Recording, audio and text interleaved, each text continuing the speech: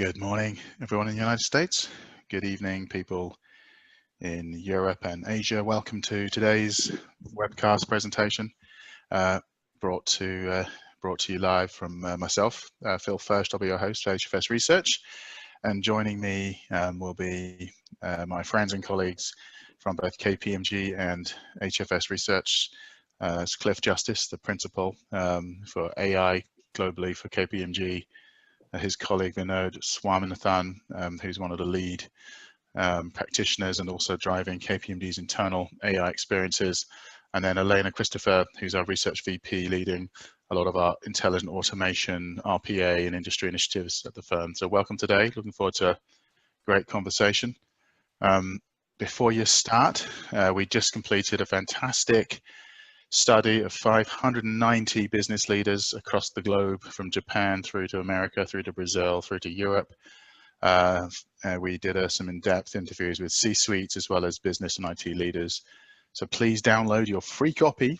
You can see the URL here above you. It's hfsresearch.com, points of view / state of intelligent automation 2019. You can also just jot that down when we send you a copy of the deck.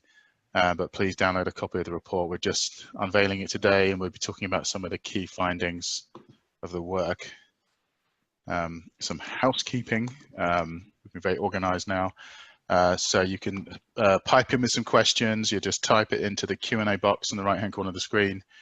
Look at the bottom of your Zoom window, and you'll see 3 icons. So you click on Q&A and send your question in. And if we don't get to you today, we'll try and get to you offline later on. But do feel free to get engaged in the discussion.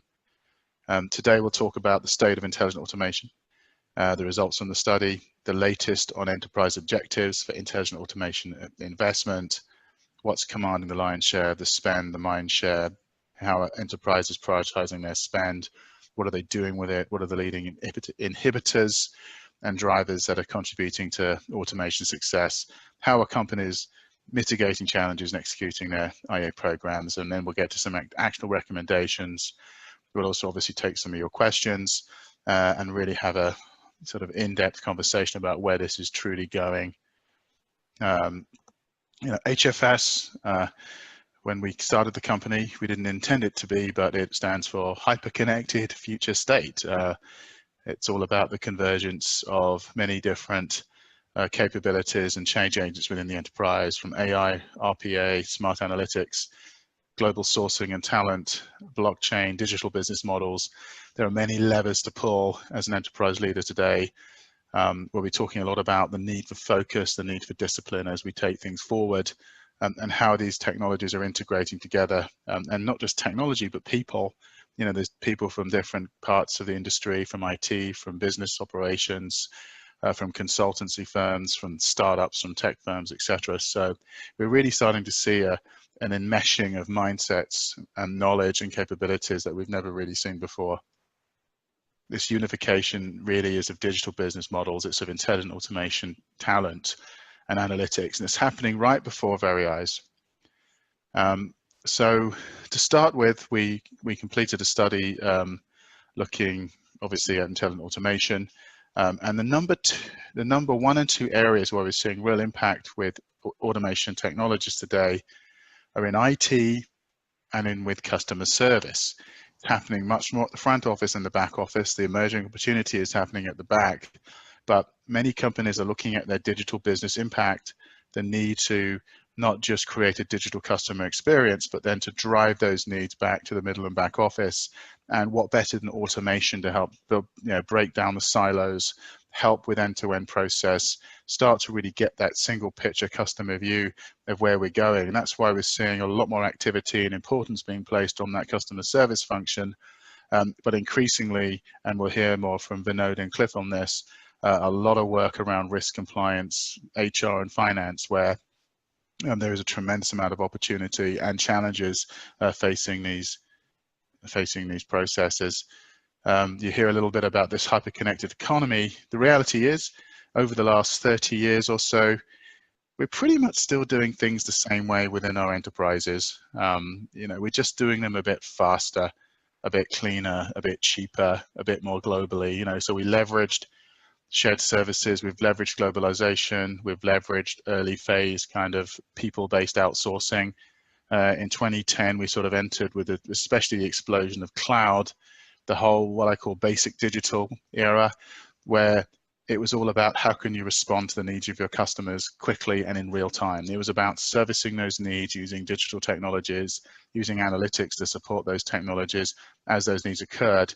That took us more towards the digital one office, which is much more about being anticipatory and starting to think ahead and actually envisage what your clients are going to do, what they're going to want, even before they know it themselves. So how can you not just have a responsive organization, but have an anticipatory, predictive organization? And this takes us into the next phase, which is all about being much more hyper-connected in this world, where it's not just about how you've got your act together internally, but how can you work in the B2B environments up and down your supply chains, be far more autonomous, as I said, move from maybe some of these robots that we've developed today, which are fairly, dumb. Some of them, they're fairly process driven, to things that are much more intelligent, things that can be much more intuitive and helpful as we get into that B2B world. So how do we take one office environments and move them into much more high connected environments for the future? And just to sort of emphasize some of the big changes we're seeing, this was the state of industry study we did with KPMG last year. And we looked at the intention investments of enterprise leaders in the Global 2000. And you can see here companies like those in BE banking or insurance, where they're very mature outsourcers. They're still looking to make some investments in their outsourcing partnerships and relationships, increasing at maybe 10%. But look at the increase in focus they've got on, for example, robotic process automation, where industries like this are looking at massive increases of 50, 60%. Of what they're doing right now. So the money is there, the big bucks are being put in play. Elena will talk a bit more about the fact that nearly a third of enterprises have already spent over 50 million in automation technologies. The money is being put where the mouths are. You hear a lot of noise from things like Davos, for example, where companies are talking big about having an AI automation strategy, but in practice, there's been a lot of investment already made, but how do we execute against this? How do we industrialize this? How do we integrate this together? There's also been a lot of conversation around who should be driving these initiatives, and we'll delve deep into this today. For example, should intelligent automation be under the CIO's agenda? In many cases, we don't think it should be. You've got to prioritize use cases from AI technology availability. The business team has to prioritize the business use cases from the initially identified list of potential AI application opportunities. So the business leaders have to demonstrate process knowledge and design end state scenarios to help the IT team ensure effective project coordination and outcome setting. You can use external consultants a lot, etc., but you've got to be very effective that you've got the best technology, the best fit. You've got to really think about developing the AI business case, which is the most critical step, where the business team must really set up the initial benchmarks, define pre and post process improvement metrics, and really estimate the target benchmarks. The business team as well, they've got to assess the AI feasibility analysis and specification development. So the teams must solicit help from IT for their expertise with items like technical feasibility analysis, infrastructure requirements, technology stack selections, and so forth. Other areas are technology cost, deployment, and production release. But overall, we have to look at the technology cost. So really figuring out the cost of these stacks, the solution deployment efforts, that's the purview of the business team, to really look at the ROI and the business case of where this is all shifting. They've got to look at the IA data preparation and identification, where the business team has to ensure effectiveness by really preparing the data, identifying the data to develop training algorithms and business models. You must get assistance from the data science people, the data warehousing teams, but again, the business teams have to lead a lot of these initiatives. They have to coordinate with partners in terms of the target process model. They've got to provide input to implementation partners, both internally and with their consulting and service relationships, especially around the ontology of the problem domain, the existing process models and the existing rules, etc. So teaming here between the business and the IT is essential, but the business team must define and communicate the business and the process needs effectively. Then we get into managing the AI testing, The business team, again, has to lead these models against the project goals during the early concept and pilot phases. They've got to manage effective feedback loops for AI in terms of the making cases fit for production release, in terms of detailed regular feedback on the accuracy and the performance of the AI. Again, they've got to work with partners. They've got to make sure the internal teams are really developing things effectively from a COE or from an external partnership relationship. They've got to take big responsibility around budgeting and planning for training in terms of driving the IA across the resources with staffing and consultants. And they've also got to be very, very heavily involved in the deployment and making sure that doesn't end just because the use case is in production. You know, you've got to constantly monitor the outcomes, the maintenance, the updates during the implementing phase, and the problem context changes with new rules of data, for example. So there's need to monitor change management and legal issues and all these sorts of things. So this is a big, big change. It very much has to be driven from the business side of the house, and we'll be getting a lot more into this as we develop capabilities and develop our knowledge. And just to sort of think through a bit about the need for partners here, I think one of the things we've really picked up at HFS is, you know, we did a survey looking at Global 2000, and we looked at the highest performers in terms of, you know, profitability and growth, and we compared them with the lowest performers. And you can see here that 57% of the highest performers, when it comes to achieving their desired digital outcomes, they believe a partner has to be proactively innovative with them and invest with them to find new thresholds of value to achieve co-defined business outcomes. So I think this need to partner has never been so great as it is today. And one of the flaws we've really seen in the industry is that on the sell side of the house, a lot of the service providers, a lot of the consultants are still positioning themselves in little buckets where, for example, some firms say we deliver call center services, but even though other providers will deliver all the necessities around the call center, for example, or we're also seeing this in, for example, F&A services and areas like that, where certain elements are very, very critical and need to be better integrated. So the sell side needs to start to think about how their clients want to buy these services and these platforms, not how to sell them in their little buckets and their little stovepipes. And we've been talking for years around internal stovepipes not working effectively, but also you have to develop your solutions much more broadly from an external perspective, so customers understand how you can cater for their needs across digital, automation, AI, and general service delivery. And just remember, you know, it's not just about, you know, hiring more machine learning people, you know, retraining in areas that are high cost and highly skilled and highly complex. This is also about taking your existing talent and getting more out of it, right? You know, these are skills that we need to look for with people today. Just people who are coachable, passionate, they're prepared, they have energy. You know, it is all about, you know, how do we be successful as an organization? And business leaders on the whole, they're recognizing the fact that this is about taking what they've got and redeveloping people, rethinking how we do things a bit more effectively, changing the culture within the organization. This is less about let's keep just going out and trying to do a complete flip of our people.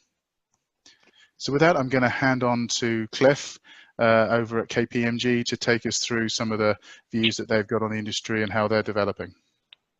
Yep, thanks, Phil. You know, really good insights. And you know, when we're thinking about how all of this is applied, you know, we think it's useful to sort of break these down into its components. You know, so what you see here is a slide that really looks at the spectrum of intelligent automation, ranging from robotic process automation, rules-based tools that simulate what a human would be doing. The problem with these rules-based tools is they're very scripted. They don't adapt. They don't learn. The new tools that are coming online are in this spectrum of what we would consider cognitive automation tools. So if you think of a range of acting like a human to really fully thinking like a human, you have a spectrum of tools, rules-based tools, what we would refer to as class 1 automation, to class 2 and 3, which would be learning and reasoning. And a lot of what we're seeing today is the combination of class 1 and 2, or rules-based tools and learning-based tools. which begin to simulate how a person would extract context from, let's say, a document with natural language processing, and pull that extraction and actually trigger an action with an RPA tool. As we move into more advanced artificial intelligence tool sets and capabilities and integrate those, that's when we would see the full realization of intelligent automation, combining the automation tools that are present today with robotic process automation to the advanced deep learning neural network based capabilities that would simulate human reasoning, and pulling all of that together to really create an entirely new capability within the organization, an entirely new type of a channel. Now, this is moving really fast, and this actually changes how an organization has to be thinking about how it delivers services. And one of the ways we look at that is through a set of new processes, something that we would refer to as knowledge work patterns. Can you go to the next slide?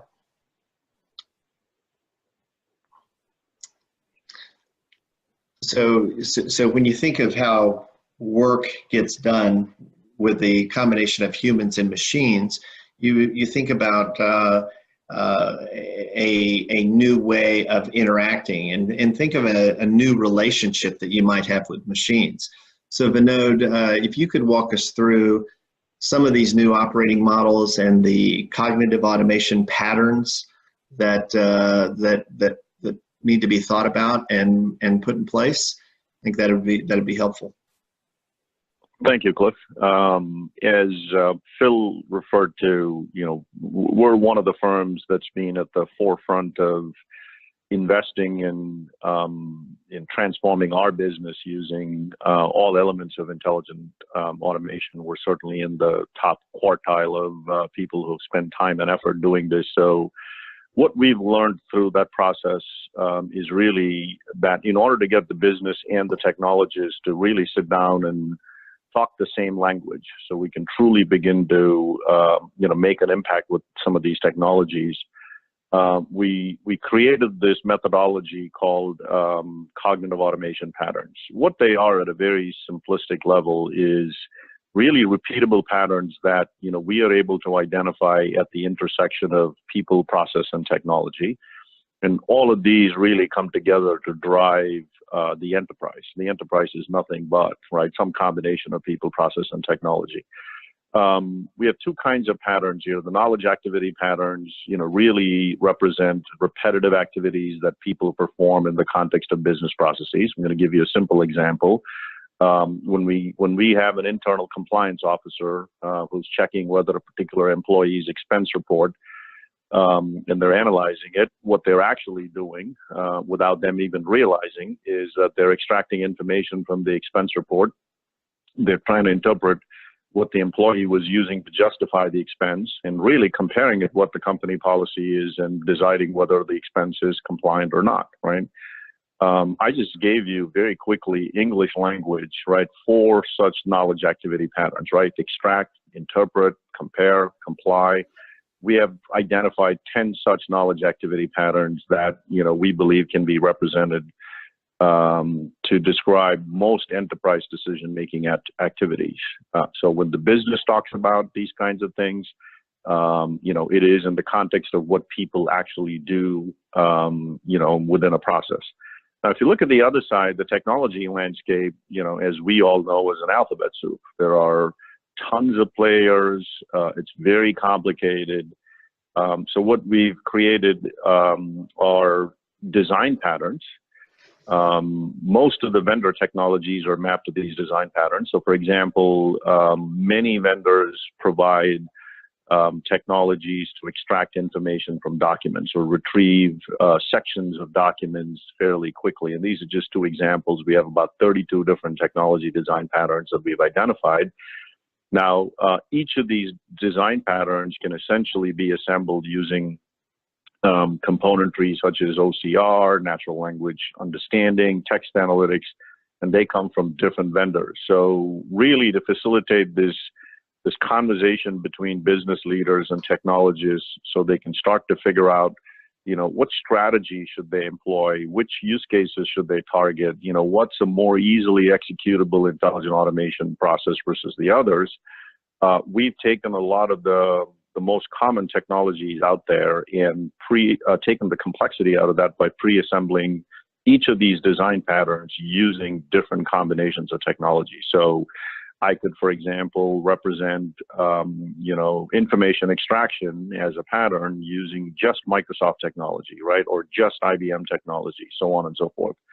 What this has really done is enabled us to minimize the challenge of dealing with this alphabet soup of technologies. Together, all of these patterns are enabling, not only within KPMG, but with a lot of our clients, right, business leaders and technology developers, to sort of get comfortable talking the same language, and truly starts to, set up a programmatic approach to applying intelligent automation at the intersection of people, process, and technology.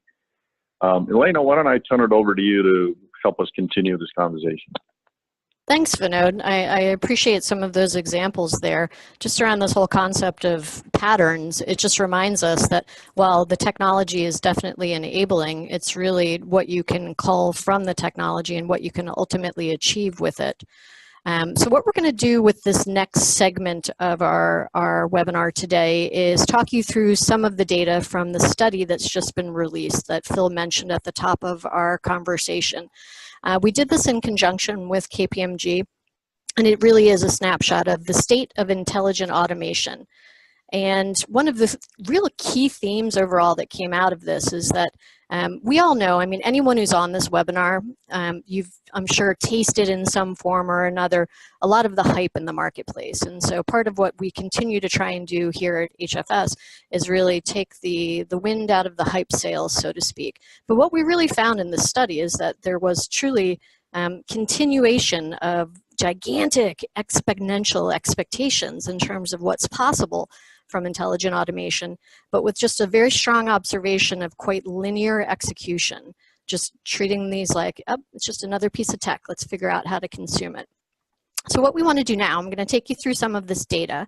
What we've got up on the screen now, sort of taking it from the top, we always think a lot about, you need to be able to answer why is something important, what are you going to do with it, and how are you going to achieve anything. So this starts to speak to the why. So we had asked the 590 business leaders from around the world, including those 100 C-level executives, what are you really looking for from intelligent automation? Both from a strategic standpoint as well as from an operational standpoint. And what really comes to the surface here is, first on the left-hand chart from a strategic standpoint, the very top of the heap in terms of what strategic objectives are is firmly rooted and focused on driving revenue growth. That's the ultimate objective here, is let's get some top-line results here all around the revenue. The companion to the strategic objectives is the operational objectives. And if you look on the right-hand side of the chart or of the screen, you see that everything about really creating a fabulous customer experience, quality customer service, more effective service delivery operations to your clients. That's what's really driving to the top here. So these have become really what these, talking about exponential expectations and aspirations. It's all about driving top-line revenue and really delighting your customers. The other key piece I'll draw your attention to on the slide is what's at the very bottom. We've got it outlined on the right-hand side of the screen in red, which is eliminate headcount. Less than 1% of our respondent base indicated that this was really one of their strong objectives for what they're trying to do with intelligent automation. We're really taking this as somewhat as a proxy for the real focus on cost savings. Because if you go back and think of it kind of at the inception of all of the frenzy around, we'll just take a simple example of robotic process automation. It was always about quick ability to lower your costs and drive efficiency. I think the cost element still comes into play, but these other elements around top line growth and delighting your customers has really reached the top in terms of what the expectations are. Let's go to the next slide, and we'll give a corollary viewpoint to this. Some of this data is a bit point counterpoint. I'd mentioned exponential expectations, but linear execution. Another way to say it is you still have a lot of rhetoric versus the reality. So when we look at this is all about what are enterprises spending. Phil had shown us an earlier slide where we had roughly coming up on a third of enterprises spending more than $50 million on intelligent automation. This slide breaks it down by function. So on one hand, what we're starting to see is some real substantial investment in all things intelligent automation. As Cliff had articulated, intelligent automation, it's a range of different technologies from the robotics and the automation for RPA and the different facets of artificial intelligence as well as smart analytics. What's interesting about this, though, is that while it's fabulous that there's great investment that's going on, it's really being taken seriously. What we also see as well is some shades of gray. The slide I just showed you right before this was talking all about, hey, we want to drive top line revenue. We really want to delight our customers. But when we get into the nitty gritty of where enterprises are actually investing, you see that the lion's share of the investment is actually going towards a lot of back office functions. Top of the stack with the biggest bucket of investment is finance and accounting, right front and center, followed by global business services and compliance. What I'd also draw your attention to is what's at the bottom of the stack. 100% of our sample has spent less than $50 million, substantially less than $50 million on customer service, some of the customer-focused areas within your enterprises. We see the average spend on customer service for intelligent automation is an average of $6.7 million, which is quite a comparison when you put that alongside the investment in finance and accounting. So we put this forward as one of the first somewhat inconsistencies that we're seeing. Obviously, this will start to change and come together as enterprises continue to invest and really refine their strategies. But right now, there does definitely continue to be substantial distinction between rhetoric and reality. Let's go to the next slide, and I'd like to get some dialogue going about some of this data. So Phil, back over to you. I mean, thanks, Elena. I mean, there's clearly a mismatch between IA, automation objectives and what these, investments are actually focused on. I mean, you've had a lot of conversations, not just obviously the data from the study, but just conversations in general with enterprises and even the advisors who are pushing this stuff. What do you think is causing this mismatch? Well, I think we all know there's not one answer to this, but just with a lot of the enterprises that I talk with that are really in all different stages of their maturity in terms of adoption of intelligent automation, I say one consistent pattern that I see is that there's always the want to start safe. I think we'd see it historically with any new tech that comes along, which is we want to explore this, but we're going to do so with the areas of the lowest risk. And I think that that's been some of the natural push or focus towards some of the back office processes. The other thing to note too, and perhaps because RPA is just one single technology as opposed to artificial intelligence, which has loads of different permutations and very specific use cases, I think that many enterprises have embraced RPA as we call it at HFS as their gateway drug to intelligent automation. But in doing so, a lot of how the sales and marketing has been done around RPA has been really pushing it to the business and the business functions. And so you see a lot of the adoption then taking place in some of these back office areas. There's a very strong cost connotation that we talked about before. And so I think that's some of how a lot of the investment has ended up there. And I think there's absolutely nothing wrong. And in fact, it's a strategy many enterprises use, but being able to leverage, really get some gain and some benefit from doing really well with automation and broader intelligent automation initiatives in some of these back office functions, really optimizing operations.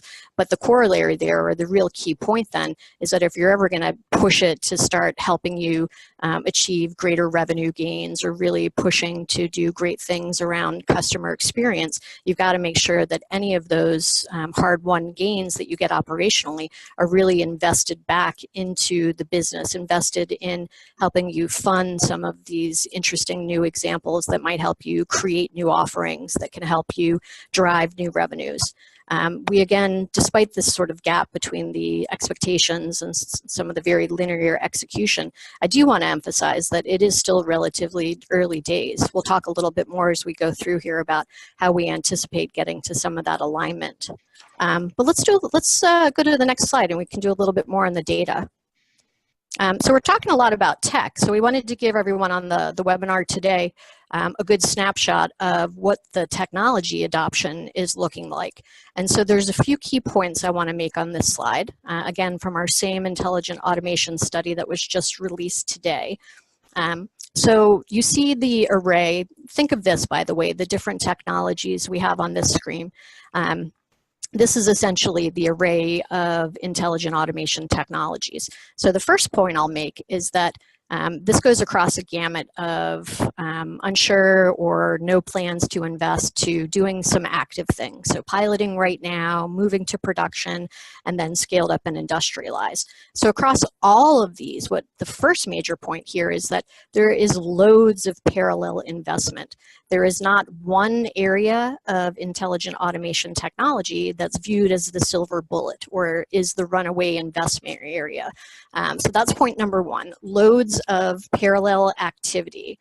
When we drill down and look at it in terms of the who's doing what, I think the other key thing here is that there's loads of parallel investment, and it's only about roughly a quarter to a bit more of a quarter of all the enterprises we spoke with that are not sure what to do about this or have no plans. So the other key point here is that the vast majority of enterprises are very keen and very actively making investments in all these different types of intelligent automation technology. I think the last point I'll make then is drawing your eye to the far right hand side of the screen, which is so sort of what's cooking, what's really scaling, what's moving. I know personally for me, what I found surprising and interesting about this data, and we'll dive into this a little bit more, is that for all of the focus and hype on RPA, and the point I made earlier, it is one technology, so perhaps easier to get your arms around it and understand it versus these different facets of AI like machine learning or NLP or computer vision, which have distinct use cases. You would have thought that that actually would have spurred forward just a substantial scaling of RPA. But we actually see RPA is the least scaled of all of the individual technologies. What's most scaled is smart analytics, perhaps because enterprises have been investing in analytics for quite some time, and now they're layering in some cognition. So we'll come on to some of the points around why we think this scale is such a challenge now. But let's take one more view. Let's go to the next slide, Phil. Okay, we talked about the parallel investment. And what's interesting about this parallel investment is just how siloed it is. So one of the things we asked, trying to get a little bit more granularity in this data, is whether we know you're investing in the different intelligent automation technologies, but are you using them together? And so the vast majority of our respondents are, while they're investing in multiple technologies, they are still using them very separately. So the call out that we've got on the screen here is just the 11%. Only 11% of our study are really being able to effectively bring together these different technology components to create integrated solutions. For anyone that's been going down this path, that's been testing, piloting, and taking into production these different technologies, I'm sure one of the things you've learned along the way is that there is no simple off-the-shelf solution. So I don't want to ever be accused of suggesting this should be done much more easily, but is very much a reflection of where enterprises are today. They sort of, as you can gather by all of the parallel investment, they want the benefit that each of these distinct technologies has to offer, but are still very much grappling with how to actually achieve that. Okay, so let's go on to the next spot and let's discuss a little bit.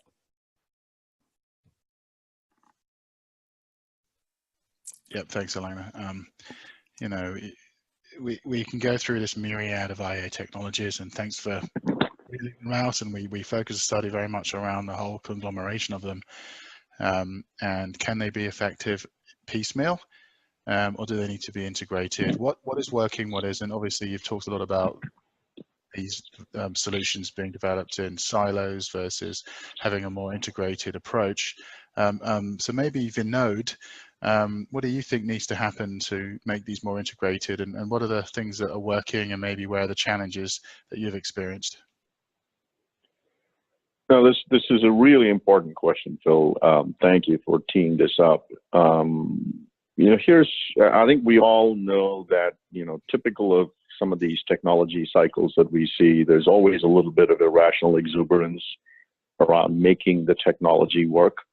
So what we encountered very early in our journey, going back about 3 or 4 years ago, and then we've seen that consistently with a lot of clients that we work with, is there is just a forest of proof of technology experiments in many clients, right? But in order for IA to really become embedded in the fabric of the enterprise and at scale is really important, I think we really have to bring the people and the process element back into the mix. We don't think that any IA project should be just a technology experiment. No part of the life cycle of the project, right?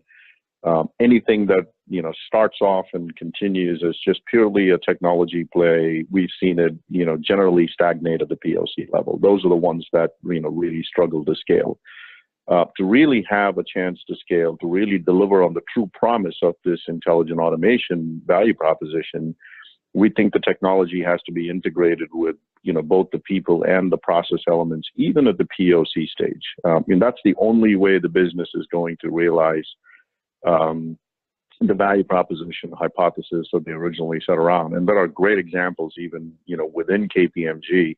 My favorite one is where like all of our clients, we chose a use case, we went and deployed the technology to automate and augment certain elements of the workflow within that use case. We used both RPA and machine learning techniques to do that, and we put it into production. And basically, what it surfaced was a lot of warts in the overall business process, if you will, that our people were essentially band-aiding over in sort of the prior installment. And I provide that example because it really forced us to think about, when we did something like this again the next time around, we started with, let's go use design thinking to think about, how would people look at this whole thing differently? I mean, the classic problem is, do you automate the crap that you have, or do you, go revisit the process in the context of,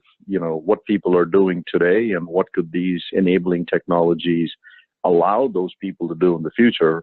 And it consistently brings us back to, don't do a technology play, bring the people, bring the process, bring the technology elements, look at it in an integrated fashion, even at the POC stage. Much better shot at, actually deploying this to production and pushing it up the scale factor as well. Thank you, Vinod. So Elena, let's get to the real nub of the issue here, is how fast are these guys moving? What's the pressures that we're seeing? Yeah, exponential expectations warning on this one, Phil. So one of the things we asked, of course, is, okay, enterprises, we asked you from your technology adoption, and you saw that at this point, from that technology perspective, pretty low levels. But we just asked them broadly, how's your program going? And we asked, we sliced it by function level. So for example, finance and accounting versus HR versus enterprise level, because we had respondents slotted into different buckets. And so as you can see from this data, that enterprises, they believe that they can scale really fast. They are pushing hard. A lot of enterprises think that they're already here, the 39% of functional leaders and just 22% for enterprise level. But within the next year, this is going to continue to accelerate. So we get sort of more than half of our respondent population saying we are just on the jet circuit, making sure we're scaling as fast as we can possibly go. So there's definitely a perception that this can be done fast. I will point out, I mean, Vinod, you made an interesting point, which is part of you obviously want to go fast, fail fast, get the benefits, but if you're just, to use your phrase, automating the crap that you already have, there's always also that question of have you scaled effectively? Let's look at another view of this if we pop over, because there's a real implication when it comes to speed. One of the other things we did, because in this study we had asked all of our respondents to give us some data on what their profit growth looks like and what their revenue growth looks like. And we overlaid it on the question that we just asked. So basically, if we break it down by the best performing respondents within our study, and we ask them how fast they're scaling, you see that there's a gigantic majority. I think, yeah, it adds up to 64% of the most well-performing or strong financial performers are already scaling or scaled their intelligent automation strategies. When we look on the flip side of that, from the poorest performing financial quartile, we see that they're decidedly behind. I will admit, it's almost somewhat of a chicken and the egg type of scenario, because it's sort of, are these the best companies? Were they already successful, so therefore they can invest in scale? Or are they deriving some of the success from their ability to invest in IA and scale fast? Honestly, it's probably, and therein lies the rub with the chicken and the egg, it's never one or the other. It's probably a combination of the both. But Phil, I'll turn it back over to you, and let's talk about this, the scale and the speed issue. Yeah, and I think you know, we need to think about the risk to being, you know, a follower versus should you be driving this? I mean, Cliff, you've been deep in this space for several years now. You've seen a lot going on. Do you think those that are maybe doing this more slowly, they're scaling slower, do you think they're ever going to catch up? How do you see this start to evolve? Well, yeah, thanks, Phil. I mean, this is a technology and essentially an operating model that is enabled by technologies that decouples growth from the sort of the linear investments like headcount. So in a way, this is exponential as opposed to linear. And you know, the frontier firms or the early adopters of these technologies do have an advantage. The longer this goes, the further the separation between the initial firms that are investing in this space and the followers. So it's much more difficult to catch up. The further you go, because of the digital nature of this and the exponential nature of this. And another kind of key factor of this isn't just about the technology and the mechanics and the processes. This is about culture and mindset. That's much harder to change than investing in the technologies and putting in some new processes. So the lead time to get the organizational mindset, as well as all the various stakeholders. This isn't just about what you control, but you have an ecosystem of customers, and in some industries this is regulated, so you have to develop standards and confidence with your regulators in those industries. Your supply chain has to be integrated with this as well. So yeah, I mean, this is a real risk for the companies who look to be a follower and be a fast follower and are not investing in this today. So I think it's very important to really understand that fact, that this is a non-linear, exponential kind of technology, which is much more data and digital than linear or traditional software type implementations. Thanks, Cliff. So let's start thinking a bit more about inhibitors. There's obviously scale, and Elena will get into that. There's also focus and competing priorities and other things. But Elena, if you can take us away with what's holding companies back in meeting both strategic and operational goals. Yeah, absolutely. And thanks for that, Phil. So this slide, as Phil mentioned, this is all about, okay, so we've talked through, so what are you trying to do with it? Where are you investing? Okay, so you've got the tech, you're building an intelligent automation strategy. So what's holding you back from actually achieving what you want to achieve with it? So what I find just wildly interesting about this slide is when you look at what we've got circled at the top of the stack there is the biggest inhibitor is the need for more scale. Why this is interesting is because if we really think about it, the ability to achieve scale or lack of scale, as it were, that's the implication here, that's really an effect. That's not a cause. So it really does start to beg the question, hold on a second, is inability to scale what's really wrong here? And it really draws our attention to some of these other areas. Like look at that number 2 spot. It's around uncertainty around financial investment.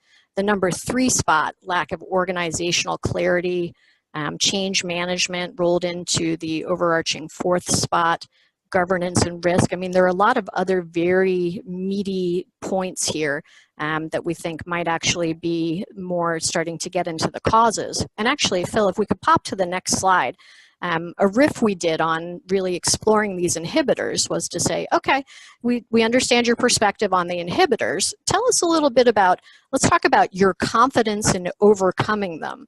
So just pulling through on this scale theme, what you see at the top of the chart here, so what our enterprise respondents told us, they're like, okay, you know what I'm really supremely confident that I'm going to be able to overcome in the next year, year and a half? Scale. We've totally got this. So it continues to be, again, a lot of that element of the sort of exponential expectations, similar to some of the data we saw a few clicks back, which is, yep, we got this, we can totally scale fast. But what I would suggest, and it's really the points circled in red at the bottom of the screen, is that these areas of low confidence, so in other words, people feel really confident apparently about change management. We could do a whole webinar just on that. Confident they're going to scale, but what they're not confident about is, all right, data quality. That is, if anyone's tried to do anything with any facet of artificial intelligence, you know there is no AI without data. So deficiency in data quality, oh, that's just a tiny little blip. No, that's a major concern. Financial investment, again, lack of senior management mandate. There's a lot of challenges internally with deciding who actually runs these initiatives, very much in line with some of the comments that Phil was making previously. And then the talent piece. Talent is an issue here in 2 ways, because it's both where do you get the talent to execute and have the knowledge of all of this new technology and be able to use it effectively. But then the other piece of talent is also how do you manage talent impacted by the use of this technology? The implication of creating a hybrid workforce is that it changes your existing human workforce. That's a pretty big concept in its own.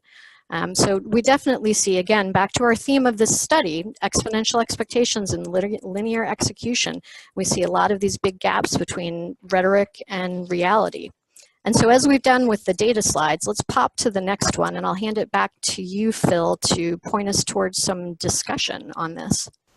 Yeah, and I think, you know, there's been a lot of talk around structure and how do we be more successful with this, who should be leading the agenda. I've also got a few questions that have come in from the audience on this as well. So, I mean, Cliff, can you kick this one off about the business operator versus the IT leader and even the data scientist?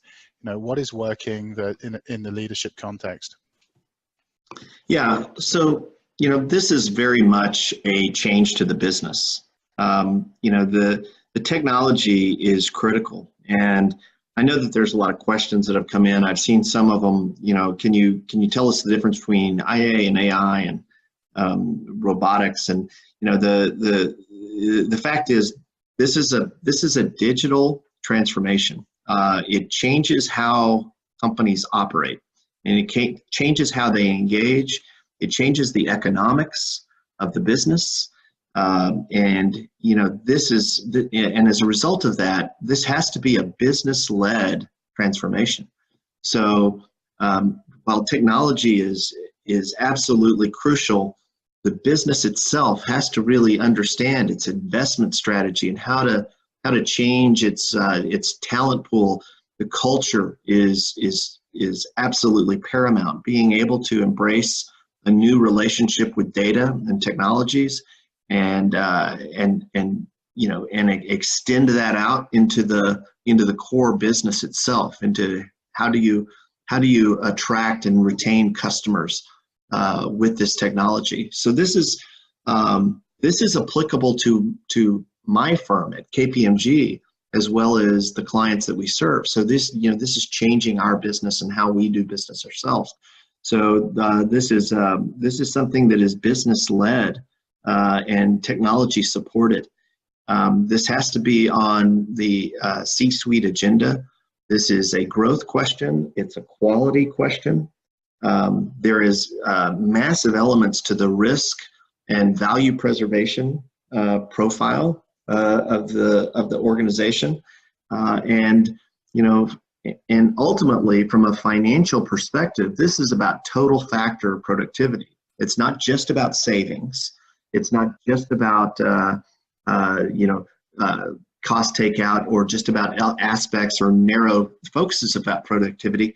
This is about total factor productivity, the enterprise productivity. So, this has to be structured strategically in the context of the business strategy itself.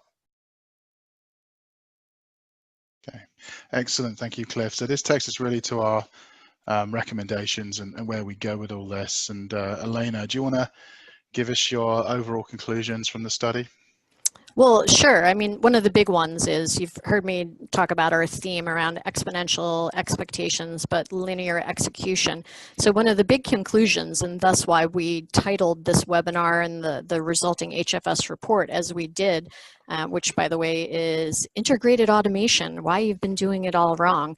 But it's really this call for integrated automation. It plays off the back of some of the comments that Vinod mentioned, but I think everyone fundamentally understands the concept and the potential benefit of integrating the technology components of intelligent automation, and that's essentially been the point of our AAA trifecta. It's what's pictured on the left-hand side of the screen.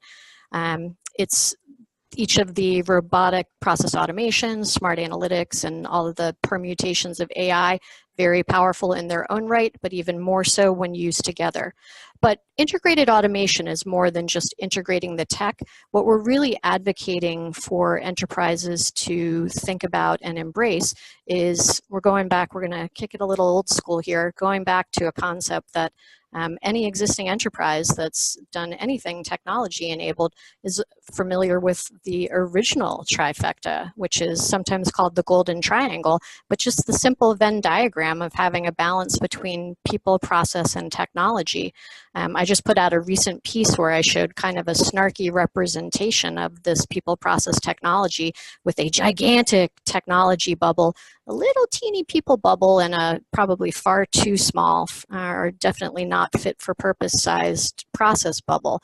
So really a big part of our recommendation for today is that in order to get the alignment between the expectations and the execution is you got to get the alignment between your why, what, and how, and bring your technology integration back in line with how this is impacting people, how you cultivate talent, how you create that hybrid workforce, and how you really understand how to apply it appropriately to processes. Like Vinod's point, don't just automate a process because you can. You automate a process because it's actually improving it. It's getting rid of horrible jobs that people have gone blind, moving stuff from spreadsheet to spreadsheet to spreadsheet. You take the robot out of the human. So that's really the concept of the integrated automation. I'd love to do, maybe if we pop to the next slide, Phil, we could do, get some input. Let's sort of bottom line this from our experts on the phone. Okay. Yeah, I mean, let's maybe circle back to Vinod, and maybe if you can think through some of the best practices, if you are, on the block today and you've got to, hit, what do you think is really going to work? Where would you go with that? I'll start with the what. I think we got to plan for success, not failure. I see a lot of people kind of parrot the whole find fast, fail fast, right? All that's great, but I keep telling my clients, look, we're all mature enough where we know how to avoid failure. So I don't see a lot of clients in the intelligent and the integrated automation space really planning for success, right? So I'd start with think that way. And obviously, at the risk of sounding like a broken record, I think it's really important to start taking a holistic approach, right, to the effort. Enough consideration to all aspects of people, process, and technology at every stage in the journey. Thank you. And Elena, you've had a bit of a time to think about this. What do you think is emerging? Well, I mean, I'll think a little bit about the how.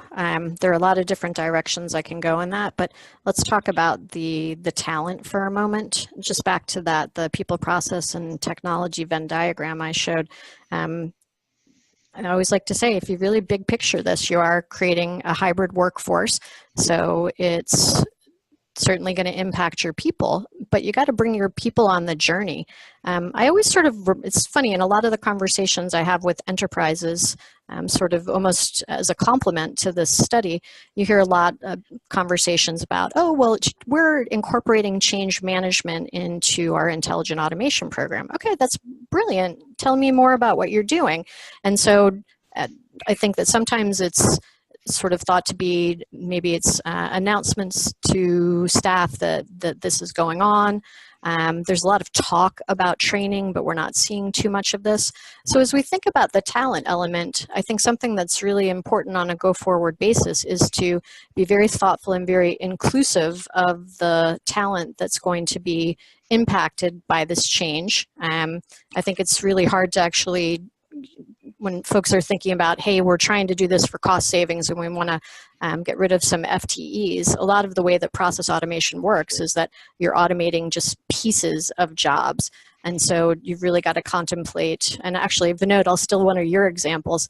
I had heard Vinod just talk about, well, if you're taking away 20% of what a person used to do, where's the education on what he or she should be doing with that additional 20% that he or she has actually gained? So there needs to be a lot of strong focus on what you do with the found time in order to really start. That's one of the keys to start really getting some of the gains from here.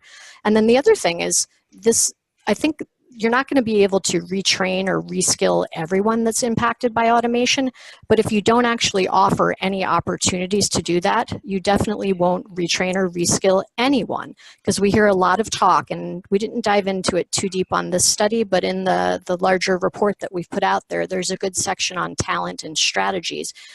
But if you really want to offer new opportunities to your workforce to really embrace intelligent automation, you do need to actually put this as part of your budgetary process and offer some of these capabilities for folks so that you can do a good job of taking your people on the journey. Thank you. And Cliff, when we wrap this all up and you look at the next couple of years, next 3 or 4 years, where do you think this is heading as a best practice scenario? Well, this is absolutely foundational to the enterprise growth agenda. There's going to be many factors and many reasons for people onboarding and investing in this. The business case around this is going to have a very strong productivity component and a very strong growth component. And this is about nonlinear growth. This isn't this is about growing exponentially in relation to traditional headcount growth.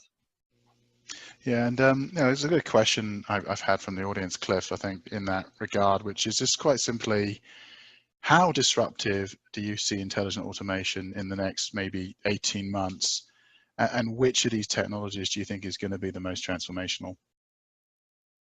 Well, I don't think 18 months is a really good number, because in 18 months there's going to be certain industries and certain types of companies who are much more affected than others. Services businesses are pretty heavily affected. This is, I think it's akin to electricity. Many innovations will spawn off of the capabilities that are emerging every day from the sort of the qualities of intelligent automation. Artificial intelligence is maturing very rapidly. So I think as in most things, we probably overestimate the impact in the short term, but underestimate it in the long term.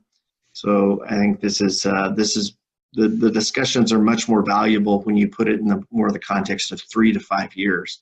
But we'll see a lot of turnover in businesses. We'll see a lot of disruption. Many startups will redefine the business models and force the established companies into change and restructuring. Yeah, thank you.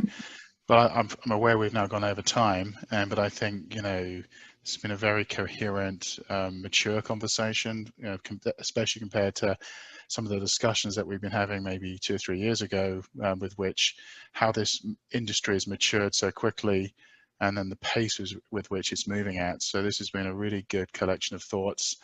I wanted to thank Cliff, Vinod, and Elena very much for their time. There'll be a copy of this deck available if you go to hfsresearch.com in the next probably 24 to 48 hours. We'll have that available there. But in the meantime, you can download our new report that we've produced with support from KPMG, Integrated Automation, Why You've Been Doing It All Wrong. It's very well worth your while reading. It's probably the most comprehensive study anyone's done at the C-suite in particular, across many different countries as well. And so please download your copy. There's the details again, points of view, state of intelligent automation. I look forward to hopefully reconvening very soon to have some more great discussion. Thank you everybody for your time today. I know many of you have dialed in and you're all busy people, so I really hope this has been worth your while, and look forward to the next. Thank you.